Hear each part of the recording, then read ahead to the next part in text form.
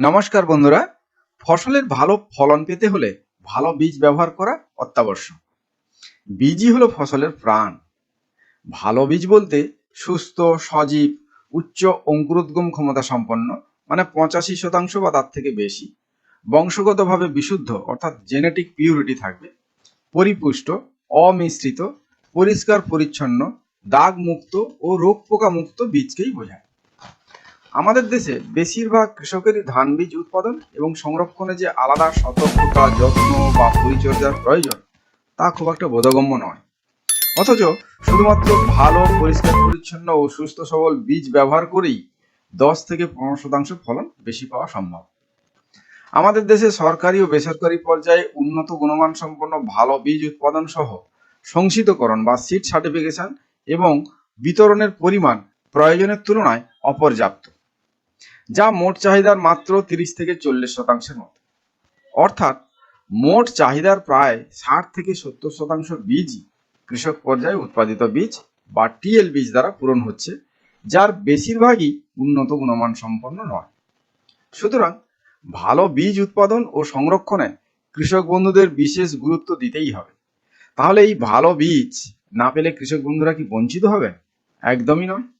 চাইলেই মুশকিল আসান একেবারে হাতের মুঠোয়। আর ঠিক সেই কারণেই আজকের আলোচনায় রাখছি এক কাঠি বা এক কালি রোপণ পদ্ধতিতে ধান বীজ উৎপাদনের কলা কৌশল।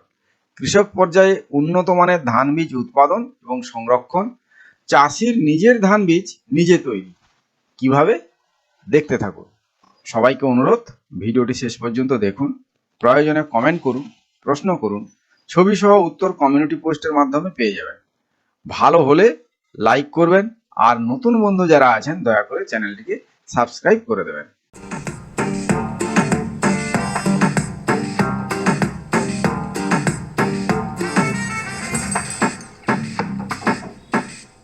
আমরা প্রথমেই জেনে নেব কোন কোন ক্ষেত্রে এই পদ্ধতিতে বীজ উৎপাদন করা উচিত।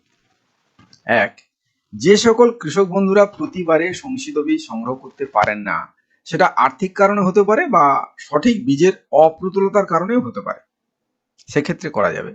দুই, যেসব দেশীয় উন্নত জাতের ধানের চাহিদা আছে অথচ বাজারে সংশোধিত বীজ পাওয়া যায় না, যেমন দুধেশ্বর, চামরমণি, পাটনাই, রঘুশাল ইত্যাদি, এবং তুলাইপাঞ্জি, গোবিন্দভোগের মতো দেশীয় বাসমতি ধান।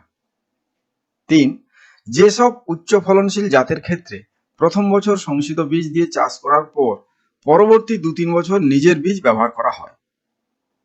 চার, যে কোনো উচ্চ ফলনশীল জাত ও তার সংশোধিত বীজ যখন কোনো প্রত্যন্ত গ্রামাঞ্চলে পাওয়া যাবে না। 5, বোরো ধান অর্থাৎ 100 থেকে দিন মেয়াদী জাতগুলির ক্ষেত্রে এদের বীজের অঙ্কুরোদ্গম ক্ষমতা পরের বছরের বোরো মরশুম পর্যন্ত থাকবে না। সেক্ষেত্রে এই জাতগুলিকে মাঝের আমন মরশুমে উঁচু অল্প জমিতে চাষ করে বীজ উৎপাদন করে নিতে হবে।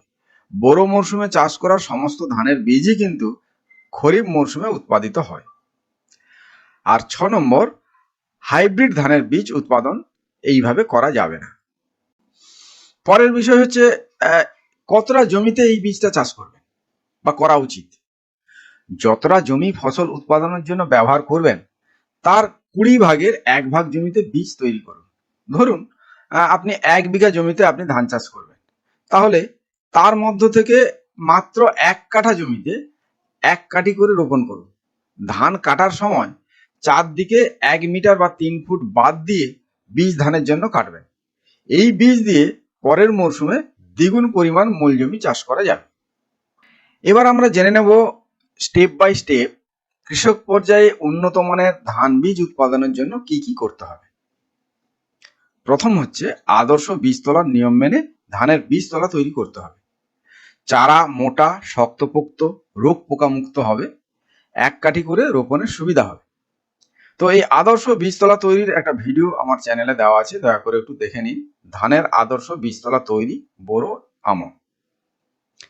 দ্বিতীয় স্টেপ হচ্ছে যে জাত যে ধরনের জমির জন্য উপযুক্ত সেই জমিই চলবে। শুধু দেখে নিতে হবে যেন আল বাঁধের কাছের বা গাছের তলার ছায়াযুক্ত জায়গা না হয়, মানে জমিটা নির্বাচন ঠিকঠাক করতে হবে, সেখানে যেন সারাদিন রোদ হাওয়া চলাচল ঠিক মতো হয়।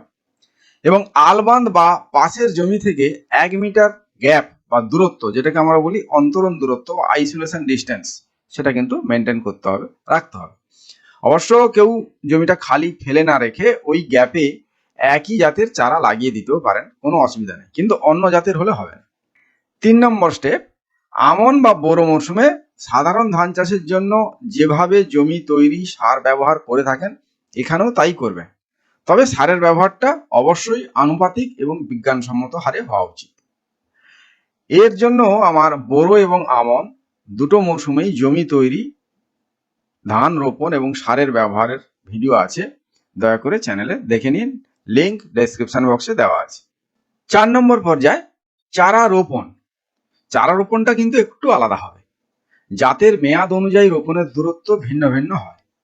সাধারণত মধ্যমেয়াদী আমন ধান বা বোরোর ক্ষেত্রে রোপণের দূরত্ব 8 ইঞ্চি বাই 6 ইঞ্চি। আমি একটা উদাহরণ নিয়ে আপনাদের বোঝানোর চেষ্টা করছি। অর্থাৎ লাইন থেকে লাইনের দূরত্ব 8 ইঞ্চি এবং লাইনের মধ্যে গাছ থেকে গাছের দূরত্ব 6 ইঞ্চি। সাধারণ ফসল উৎপাদনের সঙ্গে এই বীজ উৎপাদনের একটা ফারাক আছে, এবং সেই ফারাকটা দুটি ক্ষেত্রে। কি? এক হচ্ছে 3-4 কাঠির পরিবর্তে আমরা 1 কাঠি চারা রোপণ করব। সাধারণ চাষে আমরা প্রতি গুছিতে 3-4টে কাঠি দিয়ে রোপণ করি, এখানে কিন্তু একটা কাঠি দিয়েই রোপণ হবে। আর 2, রোপণের দূরত্ব 8 ইঞ্চি বাই 6 ইঞ্চির পরিবর্তে 8 ইঞ্চি বাই 3 ইঞ্চি হবে। যেহেতু 1 কাঠি করে দিচ্ছি, সেখানে 3 ইঞ্চি হবে। সাধারণ ধান চাষে 8 ইঞ্চি বাই 6 ইঞ্চি দূরত্বে আমরা রোপণ যেভাবে করি সেটা এখানে দেখানোর চেষ্টা করছি। এগুলো 8 ইঞ্চি দূরে দূরে ধানের সারি বা লাইনের একটা কাল্পনিক রেখা। লাইনের মধ্যে 6 ইঞ্চি অন্তর ধানের চারা রোপণের আড়াআড়ি লাইন। আড়াআড়ি দাগের সংযোগস্থলগুলোতে ধানের একটি গুছি বসালে এটা মূল জমিতে 8 ইঞ্চি বাই 6 ইঞ্চি দূরত্বে ধানের চারা রোপণকে নির্দেশ করে।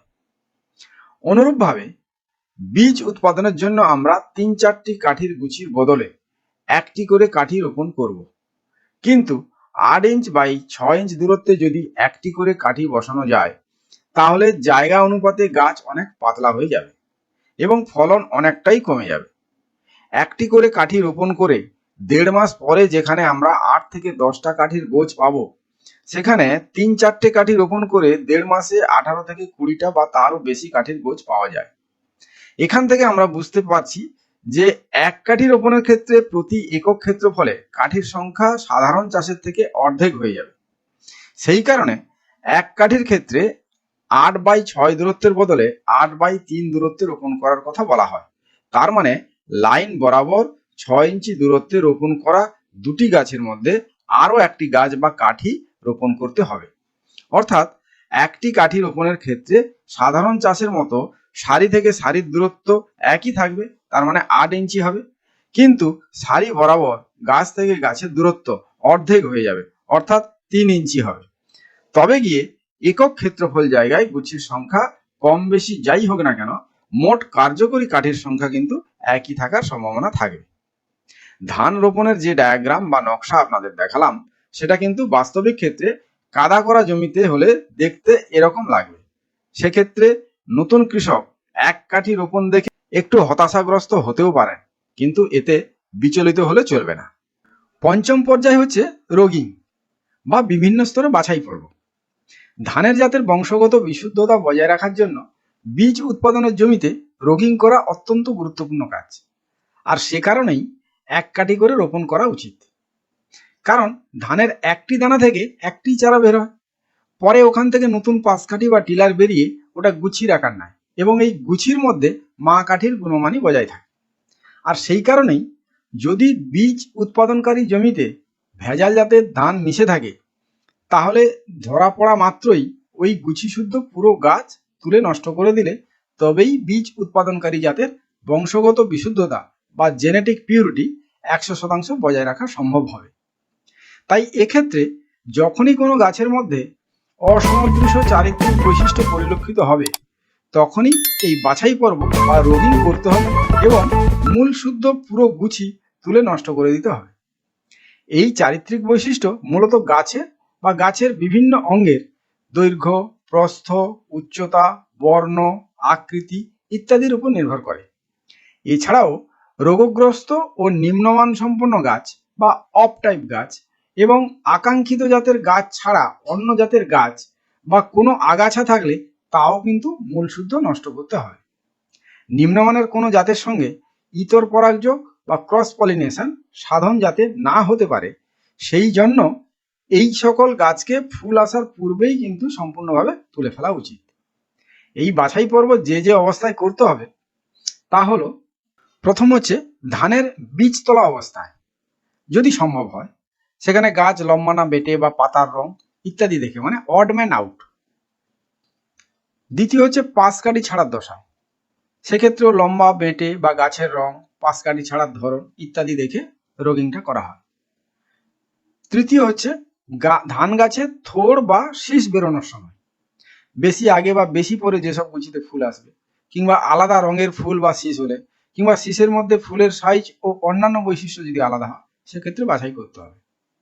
4 নম্বর, বীজ পুষ্ট হওয়া বা পরিপক্কতার দশায়, বেশি আগে বা বেশি পরে যেসব গুছিতে শীষ পেকে যাবে, কিংবা আলাদা রঙের শীষ বা দানা হবে, কিংবা শীষের মধ্যে দানার সাইজ বা অন্যান্য বৈশিষ্ট্য যদি আলাদা হয় তাহলে সেক্ষেত্রে বাছাই করতে হবে।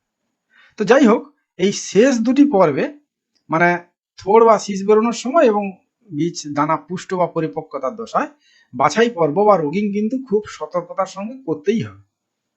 ষষ্ঠ পর্যায় ফসল কাটা ও ঝাড়াই মাড়াই। ধানের শীষের 80 থেকে 90% ধান পরিপক্ক হলে ধান কাটতে হবে। এর থেকে বেশি পাকা অবস্থায় মাঠে ধান ফেলে রাখলে বীজের রং কিন্তু খারাপ হয়ে যাওয়ার সম্ভাবনা থাকবে। ফসল কেটে আনার পর দেরি না করে অনতিবিলম্বে মাড়াই করতে হবে। মাড়াই পর্ব পাকা মেঝেতে হলে ভালো হয়, তা না হলে ত্রিপল বা মোটা পলিথিন পেতে তার উপর বাঁশের পাটা রেখে ঘা মেরে বীজ ঝাড়াই করতে হবে।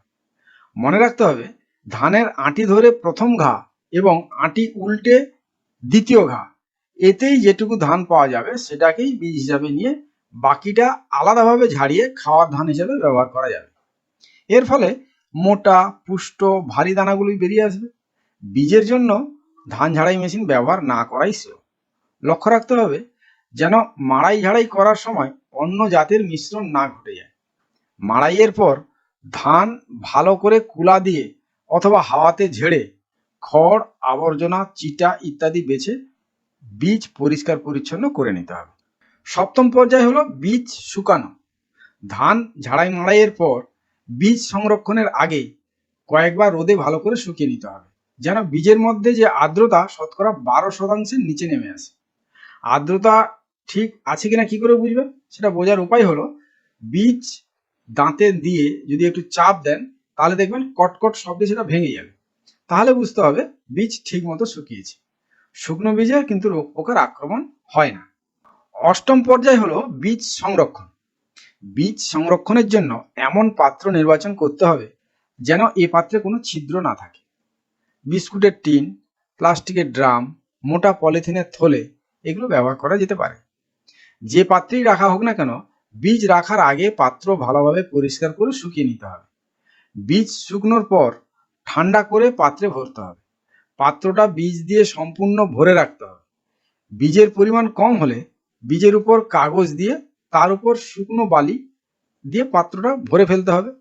পাত্রের মুখ ভালো করে বন্ধ করে দিতে হবে যাতে বাতাস না ঢুকতে পারে। বীজ সংরক্ষিত পাত্র মাচার উপর রাখাটাই ভালো। আর্দ্র বা স্যাঁতসেঁতে জায়গায় বীজ রাখা যাবে না। বীজ রাখা ঘরে বা গুদামে পর্যাপ্ত বায়ু চলাচলের ব্যবস্থা থাকলে ভালো। নবম এবং শেষ পর্যায় রোগ পোকার আক্রমণ প্রতিরোধ। বায়ু নিরোধী পাত্রে 100 কেজি বীজের সাথে 300 গ্রাম শুকনো নিম বা নিশিন্দা বা তামাক পাতার গুঁড়ো মিশিয়ে সংরক্ষণ করলে পোকার আক্রমণ প্রতিরোধ করা যায়। কীটনাশক প্রয়োগ না করে জৈব পদ্ধতিতে পোকামাকড়ের আক্রমণ থেকে বীজ রক্ষা করাটা অধিকতর নিরাপদ এবং পরিবেশ সহায়ক।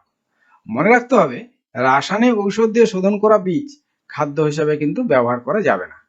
এবার প্রশ্ন হচ্ছে যে এই এক কাঠি রোপণ পদ্ধতিতে ধান বীজ উৎপাদনের বিশেষত্ব কি? না, এক কাঠির বীজ উৎপাদনকারী জমির পাশাপাশি 3-4 কাঠির ফসল উৎপাদনকারী জমি তো থাকবে। ধান পাকার পর দেখতে পাবেন যে জাত একই, একই ধান, একই জমি তৈরি, একই পরিচর্যা, একই হারে খাদ্য প্রয়োগ, অথচ এক কাঠির জমিতে দানা অনেক বেশি পুষ্ট, মোটাসোটা, সুস্থ, চকচকে, শীষে দানার সংখ্যা অনেক বেশি, বীজের অঙ্কুরোদ্গম ক্ষমতা 95% উপর, এক কথায় চোখে লাগার মতো। শুধু ফারাক যেটা থাকবে তা হলো এক কাঠির জমিতে ফলন একটু কম হবে, কারণ এক কাঠি করে রোপণের জন্য প্রতি বর্গমিটারে কার্যকরী শীষের বা কাঠির সংখ্যা 10 থেকে 15% মতো কম হবে, আর সেই হিসেবে উৎপাদনও 10 থেকে 15% কম আসবে। কিন্তু সেটা 1 বিঘা জমির মধ্যে কেবলমাত্র 1 কাঠা জমিতে হবে যেখানে আপনি বীজ উৎপাদন করছেন। বাকি 19 কাঠাতে তো আপনি 100%ই ফলন পাবেন।